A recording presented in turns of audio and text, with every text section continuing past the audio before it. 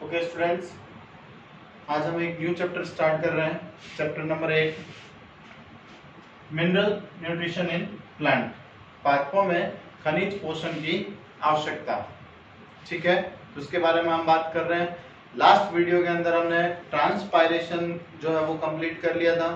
कुछ स्टूडेंट को ट्रांसपायरेशन से रिलेटेड प्रॉब्लम्स आई है, तो उसको मैं जो है वो एक अलग से वीडियो बना करके जो है वो उसको सॉर्ट आउट करने की कोशिश करूंगा। तो इस वीडियो के अंदर हम बात कर रहे हैं मिनरल न्यूट्रिशन इन प्लांट। सबसे पहले हम बात करें न्यूट्रिशन क्या है, यानी कि जो पोषण है वो क्या है।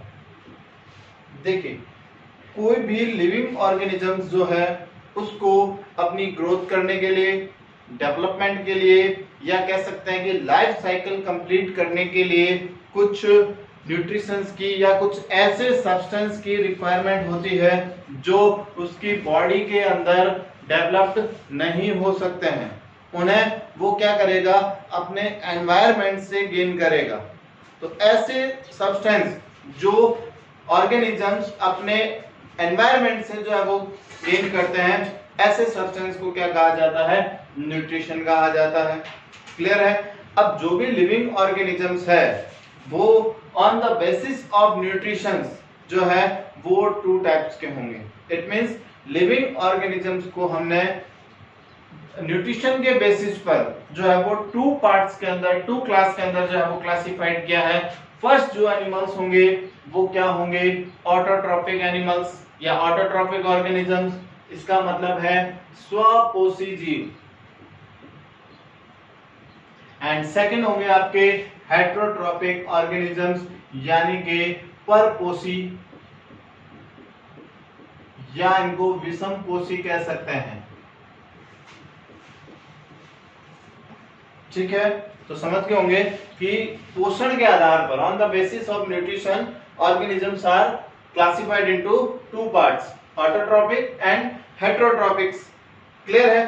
तो ऑटोट्रॉपिक ऑर्गेनिजम्स क्या होंगे, वे ऑर्गेनिजम्स जो अपनी न्यूट्रिशन से रिलेटेड जो भी रिक्वायरमेंट्स है, जो भी नीड्स है, वो क्या करते हैं, खुद ही जो है वो पूरी कर लेते हैं। यानी कि एनवायरनमेंट से वो ऐसे सब्सटेंस गेन करेंगे और अपने लिए न्यूट्रिशन का जो प्रोडक्शन है वो क्या करते हैं, खुद ही करते हैं, अपनी बॉडी के अंदर ही करते हैं। तो ऐसे सब्सटेंस या ऐसे ऑर्गेनिजम्स जो होंगे वो क्या कहलाएंगे, आपके ऑटोट्रॉपिक ऑर्गेनिजम्स कहलाएंगे। लाइक एज ग्रीन प्लांट्स, ये क्या करते हैं, ये raw material like as carbon, hydrogen और ऑक्सीजन, ये अपने एनवायरनमेंट से क्या करेंगे, इनटेक करेंगे, और उसके बाद में ये उसको क्या करते हैं, सिंथेसाइज करते हैं, उन्हें कन्वर्ट कर लेते हैं अपनी रिक्वायरमेंट के अकॉर्डिंग। तो ऐसे ऑर्गेनिजम्स क्या कहलाएंगे, ऑटोट्रॉपिक ऑर्गेनिजम्स कहलाएंगे, स्वपोषी जीव कहलाते हैं।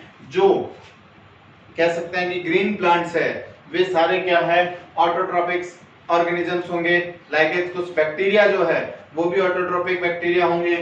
नेक्स्ट, हेटेरोट्रॉपिक ऑर्गेनिजम्स जो अपनी न्यूट्रिशन से रिलेटेड जो भी रिक्वायरमेंट है वो उसके लिए क्या होते हैं, पूरी तरह से एनवायरनमेंट पर डिपेंड होते हैं, यानी कि पूरी तरह से वातावरण पर निर्भर होते हैं या वो अपने एनवायरनमेंट से गेन करते हैं, लेकिन उनका सिंथेसिस या जो फॉर्मेशन है वो उनकी बॉडी के अंदर नहीं होता है। ऐसे ऑर्गेनिजम्स क्या कहलाएंगे, हेटेरोट्रॉपिक, या कह सकते हैं कि विषमपोषी कहलाते हैं।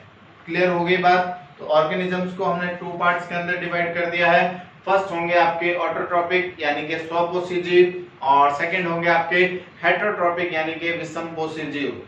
एक बार फिर से मैं आपको बता देता हूं, जो स्वपोषी जीव होते हैं वे अपने न्यूट्रिशन की जो फॉर्मेशन है या जो सिंथेसिस है वो सेल्फ करेंगे, यानी कि खुद ही अपने पोषक पदार्थों का निर्माण करते हैं। क्लियर है। उन्हें जो रॉ मटेरियल चाहिए वो एनवायरनमेंट से गेन करेंगे, बाकी सारा फॉर्मेशन जो है वो खुद करते हैं। सेकंड है आपके हेटेरोट्रॉपिक, जो कि टोटली कह सकते हैं कि या तो ऑटोट्रॉपिक्स के ऊपर डिपेंड होंगे या अपने एनवायरनमेंट पर डिपेंड होंगे। क्लियर है। बट फॉर्मेशन जो है वो खुद नहीं करते हैं। तो ये तो हो गई आपके ऑर्गेनिजम्स की बात। हमें यहाँ पर बात करनी है मिनरल न्यूट्रिशन की। यानी कि जो खनिज पोषक होते हैं उनके बारे में बात करती हैं। प्लांट के लिए या कोई भी ऑर्गेनिज्म जो है उनके अंदर जो ये मिनरल्स और न्यूट्रिशन है ये लाइफ साइकिल को कंप्लीट करने में, ग्रोथ करने में या डेवलपमेंट में क्या करते हैं, बहुत ही इंपॉर्टेंट रोल प्ले करते हैं। अगर प्लांट या ऑर्गेनिजम्स के अंदर जो है वो इन मिनरल्स न्यूट्रिशंस की अगर डेफिशिएंसी हो जाती है, कमी हो जाती है, तो उसके जो है वो साइड इफेक्ट या कह सकते हैं कि उसके बहुत सारे नेगेटिव इफेक्ट जो है वो ऑर्गेनिजम्स पर हमें देखने को मिलते हैं। तो इस चैप्टर के अंदर हम इन मिनरल्स और न्यूट्रिशंस की डेफिशिएंसी से कौन कौन सी प्रॉब्लम्स क्रिएट होती है प्लांट के लिए, मोस्टली हमें यहाँ प्लांट के लिए ही बात करनी है, हम प्लांट फिजियोलॉजी को ही स्टडी कर रहे हैं। तो प्लांट के अंदर इन मिनरल्स और न्यूट्रिशन की डेफिशिएंसी से क्या क्या सिम्टम्स होंगे, कौन कौन सी डिजीज जनरेट होती है, वो हम यहाँ इस चैप्टर के अंदर बात करेंगे। सबसे पहले हम बात करते हैं कि प्लांट के अंदर मिनरल्स और न्यूट्रिशन की रिक्वायरमेंट को पता करने के लिए कौन कौन से मेथड्स हैं, कौन कौन सी विधियां हैं जिसकी सहायता से हम ये पता कर सकते हैं कि प्लांट के अंदर मिनरल्स न्यूट्रिशंस की यानी कि खनिज पोषक तत्वों की क्या होती है, आवश्यकता होती है। तो यहाँ पर हम 3 मेथड्स जो है वो यूज करते हैं, 3 विधियां जो है वो काम में ली जाती है। फर्स्ट मेथड है आपके plant S analysis.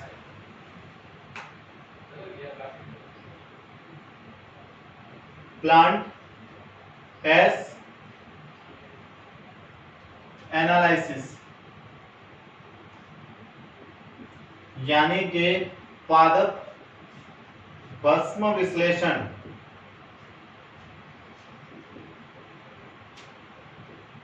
And second method होगा आपके sand culture experiment.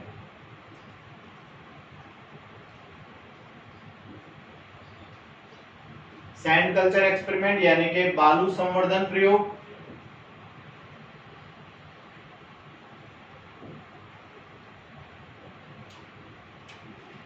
And third होगा आपके वाटर कल्चर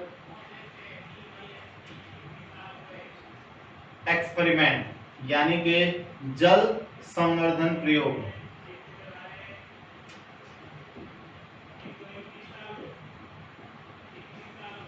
ये 3 मेथड्स है जिनके थ्रू हम ये पता कर सकते हैं कि प्लांट को कौन कौन से मिनरल्स न्यूट्रिशन की रिक्वायरमेंट है या प्लांट के लिए जो मिनरल्स और न्यूट्रिशन है वो क्या रोल प्ले करते हैं, तो वो इन मेथड्स के थ्रू जो है वो हम फाइंड कर सकते हैं। सबसे पहला मेथड हम काम में लेते हैं प्लांट एस एनालिसिस यानी कि पादप भस्म विश्लेषण। देखिए पादप भस्म क्या होती है, भस्म का मतलब क्या होता है, राख। अब जो राख होती है वो कह सकते हैं कि प्लांट के ड्राई वेट से फाइंड की जाती है। जो ड्राई वेट होता है उसी से जो है वो हम प्लांट एस के थ्रू जो है वो मिनरल्स और न्यूट्रिशंस की जो है वो रिक्वायरमेंट को पता कर सकते हैं। तो प्लांट एस कैसे बनाई जाएगी, सबसे पहले हम क्या करते हैं, कोई भी एक फ्रेश प्लांट लेते हैं, फ्रेश प्लांट की कटी हुई ब्रांच लेंगे, शाखा लेते हैं और उसे 600 डिग्री सेंटीग्रेड यानी कि 600 डिग्री सेंटीग्रेड तापमान पर क्या करते हैं 2 to 3 डेज जो है वो उसे क्या करेंगे, गर्म करेंगे। यानी कि जो फ्रेश कटी हुई ब्रांच होती है प्लांट की उसे 600 डिग्री सेंटीग्रेड पर 2 से 3 दिन तक उसे क्या करते हैं, ओवन करते हैं, उसे गर्म करते हैं।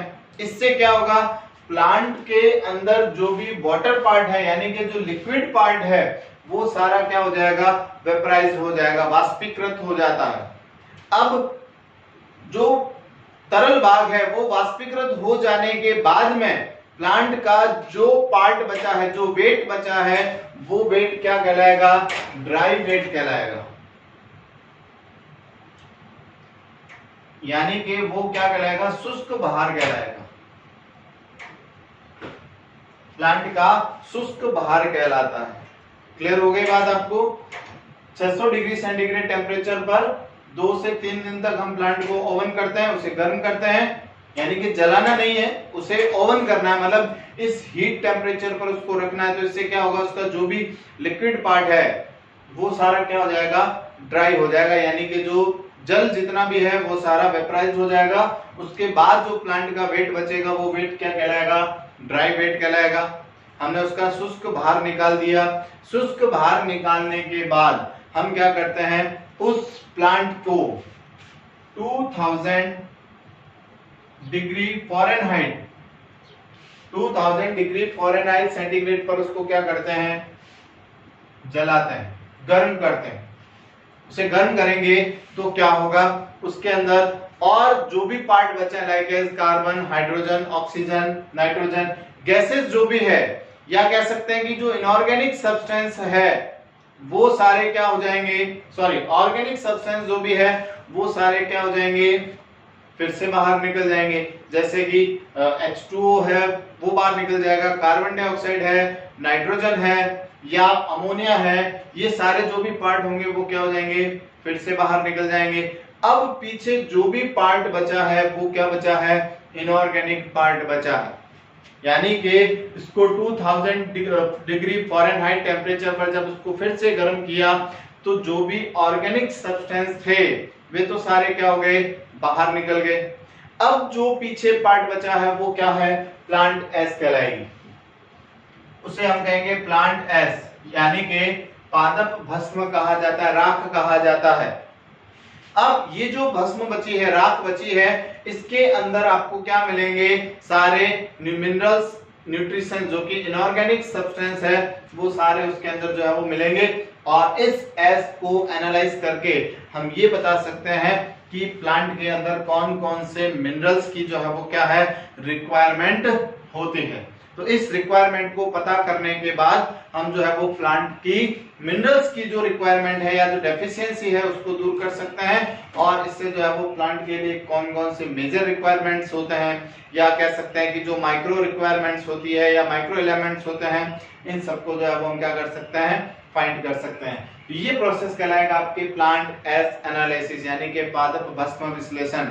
पादप की राख का अध्ययन करके उसके अंदर उपस्थित जो भी इनऑर्गेनिक या जो भी मिनरल्स है या जो एलिमेंट्स है उनको हम क्या कर सकते हैं, फाइंड कर सकते हैं। क्लियर है, ये तो फर्स्ट मेथड हो गया। सेकंड मेथड है आपके सैंड कल्चर एक्सपेरिमेंट।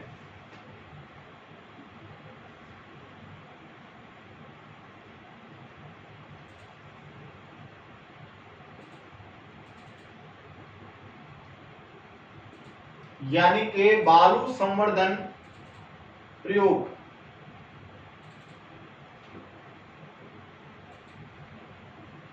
देखिए इस एक्सपेरिमेंट में क्या करते हैं, जो प्लांट होते हैं उसको हम क्या करते हैं, सैंडी सॉइल के अंदर जो है वो प्लांटेड करते हैं। यानी कि जो बालू रेत होती है, जो मोटी रेत होती है, उसके अंदर जो है वो हम क्या करते हैं, उसको उगाते हैं। और उसके बाद में पादपों के अंदर जो है वो उन पोषक पदार्थों का, न्यूट्रिशन एलिमेंट्स को जो क्या है कह सकते हैं कि उनको फाइंड किया जाता है कि कौन कौन से एलिमेंट्स की रिक्वायरमेंट होती है और किस एलिमेंट्स की डेफिशिएंसी से प्लांट के ऊपर क्या इफेक्ट होगा, तो वो हम इसके अंदर फाइंड कर सकते हैं। देखते हैं कैसे करते हैं इस एक्सपेरिमेंट को। इसके अंदर क्या किया जाता है, जो सैंडी सॉइल होती है यानी कि जो बालू रेत होती है, इसे सबसे पहले हाइड्रोक्लोरिक एसिड से क्या करते हैं, वॉश करते हैं। यानी कि जो सैंडी सॉइल्स होती है, बालू रेत जो होती है, इसे हाइड्रोक्लोरिक एसिड से वॉश करेंगे, धोएंगे। तो इसको धोने से, हाइड्रोक्लोरिक एसिड स्ट्रॉन्ग एसिड है, जब इससे हम सॉइल को वॉश करते हैं तो सॉइल क्या हो जाती है, स्टेबलाइज हो जाती है। सॉइल के अंदर जो भी मिनरल्स, न्यूट्रिशन या जो भी सब्सटेंस प्रेजेंट है वे सारे क्या हो जाते हैं, डिफीट हो जाते हैं, यानी कि नष्ट हो जाते हैं, कम हो जाएंगे, खत्म हो जाएंगे। अब जो सैंड बची है वो कैसी है, प्योर सैंडी सॉइल होगी, यानी कि उसके अंदर अब कुछ भी नहीं है, सिर्फ सैंड्स प्रेजेंट है, कोई मिनरल न्यूट्रिशन प्रेजेंट नहीं है। क्लियर है। अब हम क्या करते हैं, इस सॉइल को 2 पार्ट्स के अंदर डिवाइड कर लेते हैं। 2 पार्ट्स के अंदर डिवाइड कर लेते हैं। जैसे कि बात करें, ये हमने इस सॉइल को 2 पार्ट्स के अंदर डिवाइड कर दिया। ये हो जाएगा आपके ए पार्ट और ये हो जाएगा आपके बी पार्ट। क्लियर है। पार्ट ए के अंदर जो हमने सॉइल रखी है,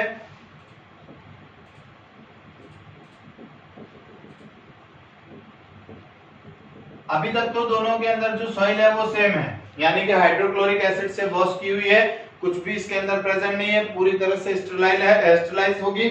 अब इन दोनों के अंदर हम एक एक प्लांट को जो है वो प्लांटेड करेंगे, एक एक पौधा उगाते हैं।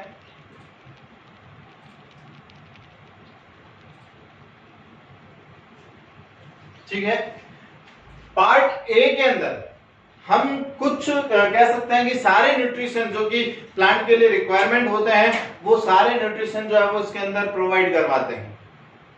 समझ रहे हैं आप बात को? तो जो भी एलिमेंट्स है या जो भी न्यूट्रिशन है उसको हम सॉल्यूशन फॉर्म के अंदर जो है वो विलयन की अवस्था के अंदर जो है वो इसके अंदर डालते हैं। पौधे को जो आवश्यक होता है, जो एलिमेंट्स की रिक्वायरमेंट होगी वो इस सॉइल से क्या कर लेगा, एब्जॉर्ब कर लेगा। क्लियर है? पार्ट ए के अंदर तो पता चल गया कि कौन कौन से एलिमेंट्स की रिक्वायरमेंट है। अब पार्ट बी के अंदर हम क्या करते हैं, प्लांट के मतलब सॉइल के अंदर कह सकते हैं कि कुछ ऐसे एलिमेंट्स की कमी रखते हैं, यानी कि कुछ एलिमेंट्स को नहीं डालेंगे और बाकी एलिमेंट्स जो है वो डाल करके उसका सॉल्यूशन जो है वो इसके अंदर डालेंगे। तो जो एलिमेंट्स हमने इसके अंदर नहीं डाला है उस एलिमेंट्स की कमी का या डेफिशिएंसी का इस प्लांट के ऊपर क्या इफेक्ट होगा वो हम नोट करते हैं। क्लियर है? तो इससे हमें ये पता चल जाएगा कि उस प्लांट के ऊपर उस एलिमेंट की डेफिशिएंसी का क्या इफेक्ट हुआ है या कितना इफेक्ट हुआ है वो हम इससे फाइंड कर सकते हैं। लाइक एज एग्जांपल ले लेते हैं कि हमने पार्ट बी के अंदर जो सॉल्यूशन डाला है उसके अंदर हमने कॉपर जो है वो एब्सेंट रख दिया, यानी कि कॉपर एलिमेंट जो है वो हमने उसके अंदर नहीं डाला। पार्ट ए के अंदर तो सारे एलिमेंट्स डाले हैं तो प्लांट के ऊपर उसका कोई इफेक्ट नहीं है, प्लांट जो है वो नॉर्मल ग्रोथ करेगा। पार्ट बी के अंदर जो है वो हमने कॉपर को डेफिशिएंट कर दिया, मतलब बाहर निकाल दिया, बाकी सारे एलिमेंट्स दे दिए। तो इस प्लांट के ऊपर कॉपर की डेफिशिएंसी का क्या इफेक्ट होगा वो हम इस मेथड के थ्रू क्या कर सकते हैं, फाइंड कर सकते हैं। क्लियर है? तो ये तो हो जाएगा आपके सैंड कल्चर एक्सपेरिमेंट। आजकल कह सकते हैं कि मॉडर्न टेक्नोलॉजी के अंदर जो है वो सैंड की जगह पर हम प्लास्टिक चिप्स काम में ले सकते हैं, या कह सकते हैं कि वर्मीकुलाइट्स को जो है वो काम में लिया जा सकता है। वर्मीकुलाइट्स एक कह सकते हैं कि इनर्ट स्टेराइल जो है वो एक ऐसा सब्सटेंस है, लाइट वेटेड सब्सटेंस है जो कि सॉइल के कह सकते हैं कि सॉइल के स्थान मतलब काम पर लिया जा सकता है, मिट्टी की जगह पर जो है उसको काम में लिया जा सकता है। बिल्कुल सॉइल की तरह ही वो काम करेगा, बट वो क्या है, इनर्ट है, स्टेराइल पार्ट होगा और लाइट वेटेड पार्ट होता है। वर्मीकुलाइट्स का एक और बेनिफिट्स ये है कि इसको जो है वो बार बार जो है वो काम में लिया जा सकता है, यानी कि एक बार प्लांटेड करने के बाद नेक्स्ट टाइम में वर्मीकुलाइट्स को फिर से काम में लिया जा सकता है। जबकि सॉइल के अंदर क्या होता है, अगर आप एक ही सॉइल के अंदर कोई प्लांट लगाते हैं तो उस सॉइल के अंदर जो है वो मिनरल्स और न्यूट्रिशन की क्या हो जाती है, डेफिशिएंसी हो जाती है, फिर उसको मिनरल्स और न्यूट्रिशन प्रोवाइड करने होता है। तो मोस्टली जो वर्मीकुलाइट्स होता है उसके अंदर किसी भी तरह का जो है वो कह सकते हैं कि न्यूट्रिशन प्रेजेंट ही नहीं है, वो हमें आर्टिफिशियली जो है वो उसके अंदर डालना पड़ता है। तो जहां पर सैंड की मतलब सैंड के स्थान पर जब वो वर्मीकुलाइट्स काम में लिया जाएगा तो ऐसे एक्सपेरिमेंट को, ऐसे कल्चर एक्सपेरिमेंट को कहा जाता है वर्मीकुलोपोनिक्स।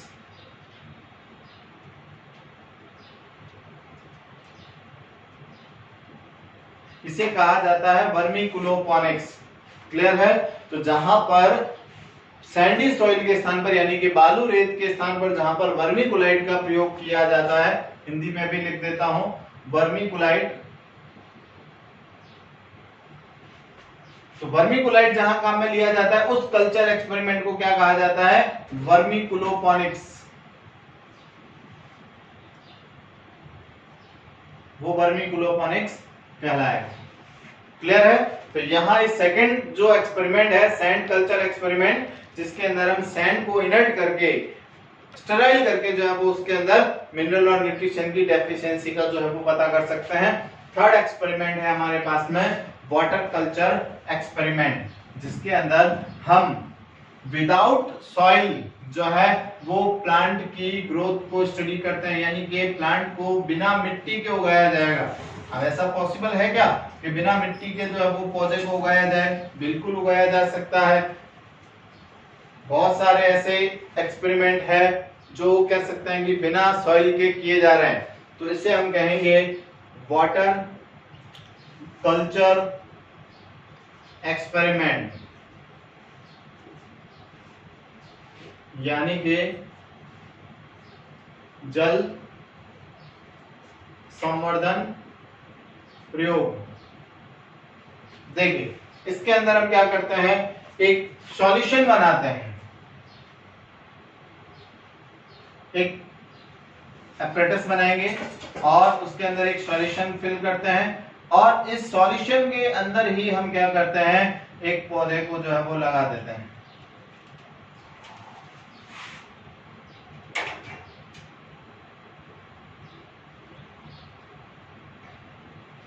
क्लियर है? ये हमने जो है वो एक बीकर ले रखा है, इस बीकर के अंदर हमने कह सकते हैं कि एक सॉल्यूशन भरा हुआ है या कह सकते हैं कि पानी भरा हुआ है और हमने इसके अंदर जो है वो एक प्लांट को जो है वो लगा दिया है।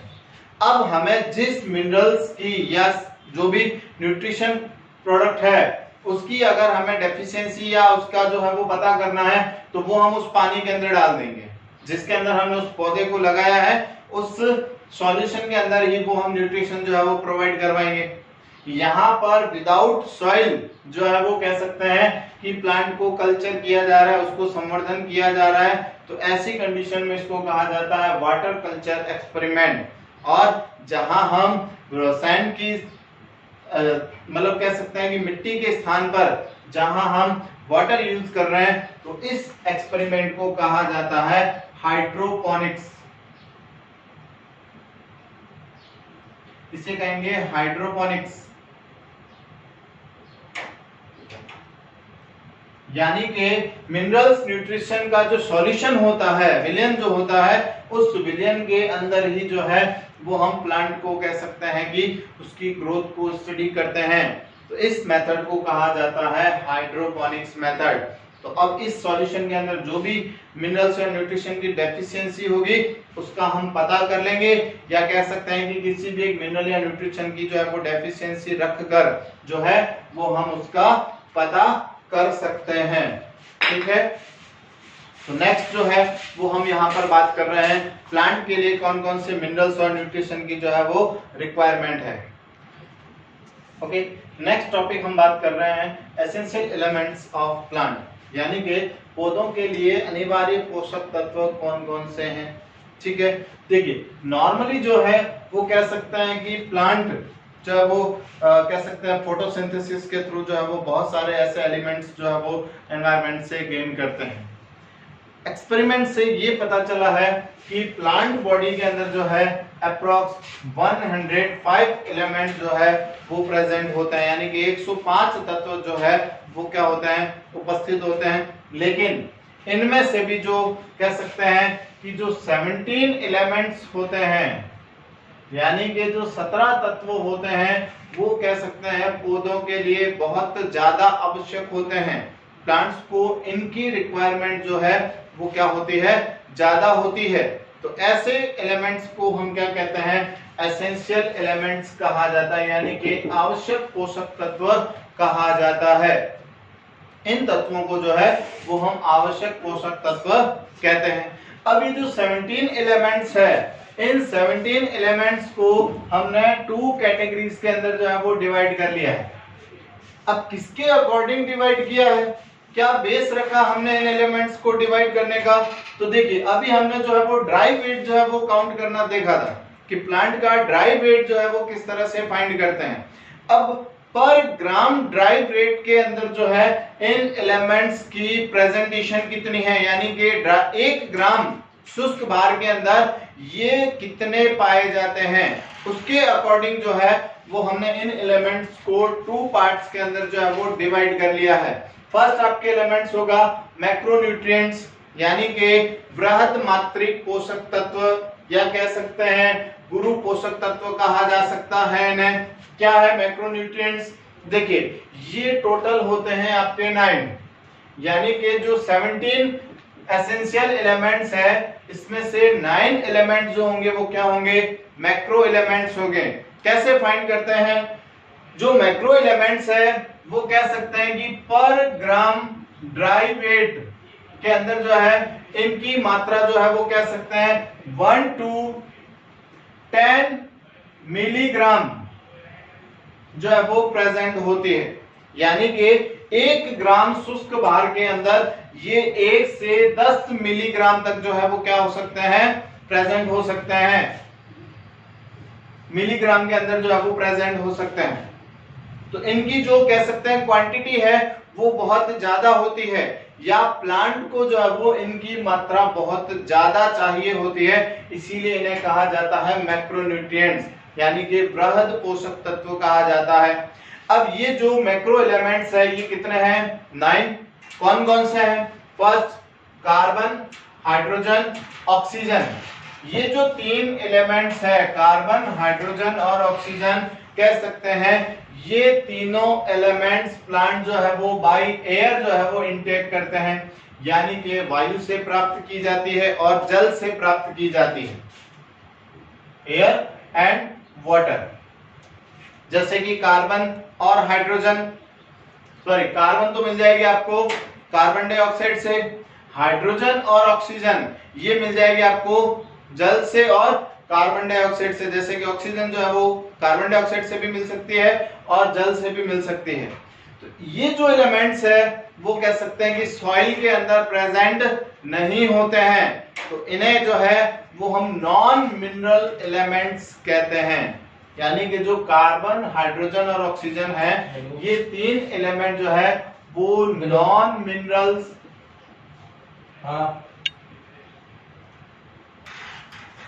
एलिमेंट्स कहलाते हैं, यानी कि अखनिज पोषक तत्व कहलाते हैं।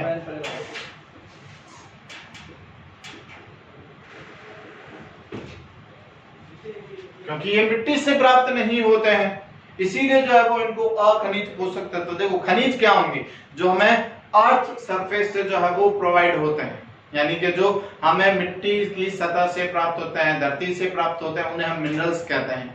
ये जो 3 एलिमेंट्स हैं वो हमें एयर और वाटर से जो है वो मिलते हैं, सॉरी प्लांट्स को जो है वो एयर और वाटर से मिलते हैं, तो इन्हें हम नॉन मिनरल्स एलिमेंट्स कहते हैं। Second, nitrogen, potassium, nitrogen, phosphorus और पोटेशियम, ये 3 एलिमेंट्स ऐसे हैं जिनकी प्लांट के अंदर रिक्वायरमेंट बहुत ज्यादा होती है, यानी कि प्लांट को इनकी रिक्वायरमेंट, हालांकि ये सारे रिक्वायरमेंट है लेकिन इन तीनों की रिक्वायरमेंट जो है वो कह सकते हैं कि बहुत ज्यादा होती है। अगर ये नहीं होंगे तो प्लांट्स को जो है वो बहुत सारी कह सकते हैं कि सिंड्रोम्स या कह सकते हैं बहुत सारी डेफिशिएंसी का जो है वो इनका सामना करना पड़ सकता है, तो इन्हें कहा जाता है क्रिटिकल एलिमेंट्स, यानी कि ये कहलाते हैं क्रांतिक तत्व, ऐसे तत्व जिनकी पौधों को आवश्यकता बहुत ज्यादा होती है, प्लांट को इनकी रिक्वायरमेंट्स, नीड्स जो है वो बहुत ज्यादा होगी। तो वे कौन से हैं, नाइट्रोजन, फास्फोरस और पोटेशियम। तो ये जो है वो प्लांट्स के लिए क्या होंगे, क्रिटिकल एलिमेंट्स होंगे, क्रांतिक तत्व कहलाएंगे। और फिर बचे कैल्शियम, मैग्नीशियम और सल्फर। तो ये जो टोटल 9 एलिमेंट्स है, ये एलिमेंट जो है वो प्लांट्स के लिए बहुत ज्यादा रिक्वायरमेंट होते हैं, इन्हें कहा जाता है आपके मैक्रो न्यूट्रिएंट्स। क्लियर है।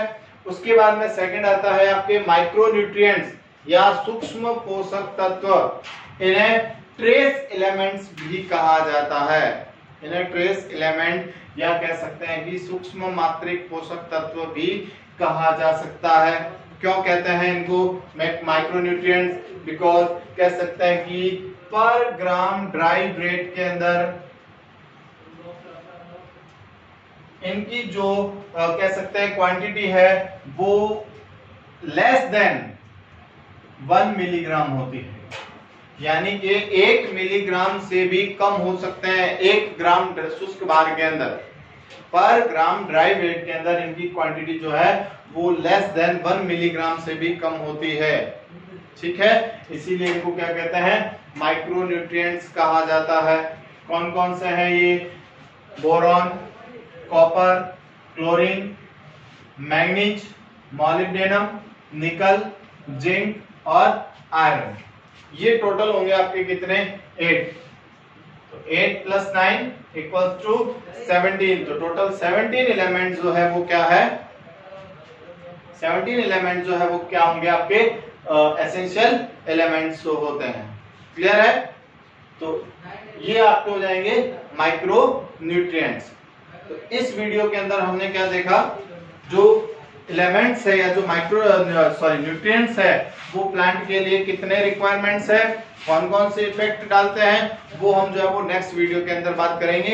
इन एलिमेंट्स का प्लांट बॉडी के ऊपर जो है वो क्या इफेक्ट होता है, प्लांट के कौन कौन से पार्ट को ये इफेक्ट करते हैं, वो हम नेक्स्ट वीडियो के अंदर जो है वो बात करेंगे।